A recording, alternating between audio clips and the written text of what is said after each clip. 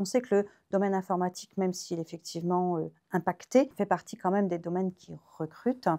On a effectivement tout ce qui est lié à des domaines très spécifiques de pointe, etc., qui font partie effectivement des métiers sur lesquels on va continuer à recruter. Bonjour Cyril Longuepée. Bonjour. Vous êtes déléguée régionale Occitanie de l'APEC, l'Association pour l'emploi des cadres. On va parler aujourd'hui des perspectives des recrutements cadres pour 2025 qui sont issus de l'enquête annuelle de l'APEC. Après une chute marquée en 2024, vous prévoyez une nouvelle baisse des recrutements de cadres en 2025. Quels sont les principaux facteurs qui expliquent cette tendance négative prolongée ? Alors, effectivement, sur 2024, on constate au niveau national une baisse assez forte, qui est de moins 8% des recrutements des cadres au niveau national sur cette année-là. Pour rappel, la baisse que l'on avait rencontrée au préalable, elle date de 2020.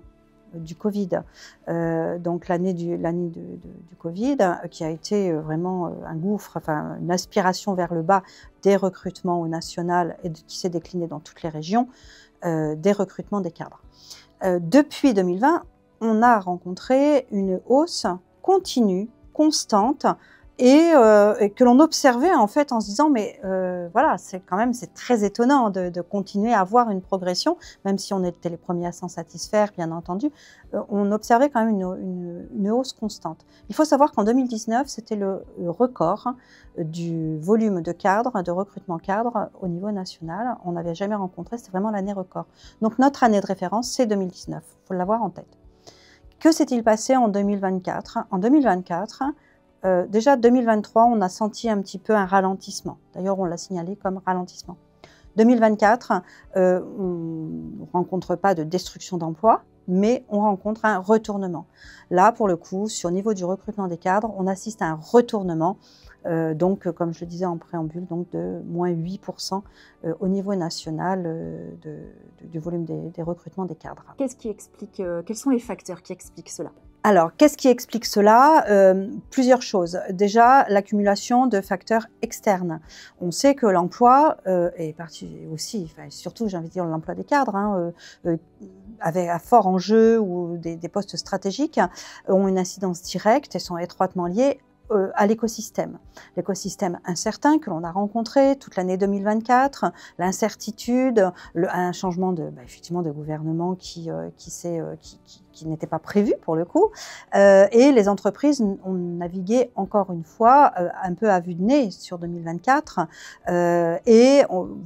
moi je salue vraiment ces entreprises-là qui font preuve d'une résilience incroyable puisque depuis le Covid, on est source systématiquement d'incertitudes.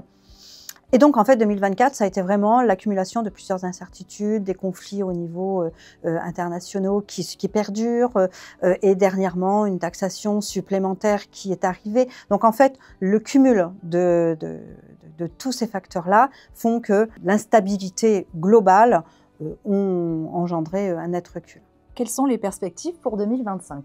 Alors pour 2025, au niveau national, on prévoit un recul complémentaire de moins 4%. Voilà. Moins 4%, donc en fait, encore une fois, on n'est pas sur de la destruction, voilà, puisqu'on est à peu près sur à peu près les mêmes niveaux que 2019, l'année phare de référence des cadres des recrutements des cadres. Donc sur 2025, un recul de moins 4%, et on va normalement après stabiliser, du moins on le souhaite. Quelques régions d'ailleurs prévoient de stabiliser sur 2025. Est-ce que vous pouvez nous en dire un petit peu plus sur ces disparités entre régions ? Oui, effectivement, on remarque notamment que, alors il n'y aura pas de rebond en 2025 sur les régions.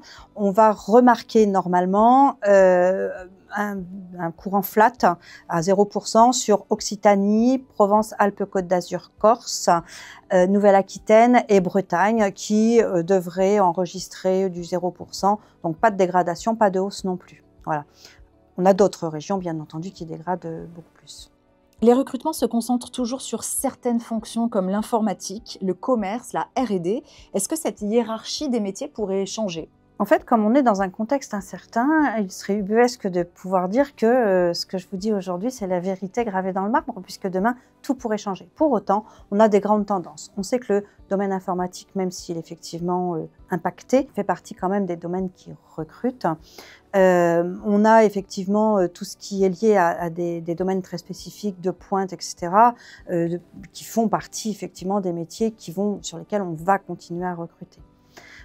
Après, les entreprises ont, sur ces dernières années, beaucoup recruté, ont continué effectivement à intégrer des compétences, de nouvelles compétences, parce que n'ont pas voulu stopper leur stratégie de développement. Pour une entreprise, recruter un cadre, notamment dans la R&D, c'est vraiment une stratégie de survie de l'entreprise. Donc, les recrutements ne s'arrêtent pas comme ça. Donc, les entreprises ont beaucoup recruté ces dernières années. Et là, sur cette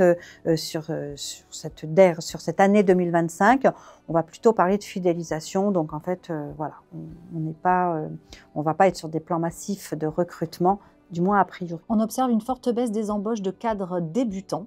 Quels conseils vous pourriez donner aux jeunes diplômés face à ce marché de l'emploi de plus en plus sélectif? Ils se retrouvent notamment face à des seniors sur le marché de l'emploi. Oui, alors on a effectivement les jeunes diplômés qui vont sortir d'études. Eux vont être directement impactés par ce retournement de situation.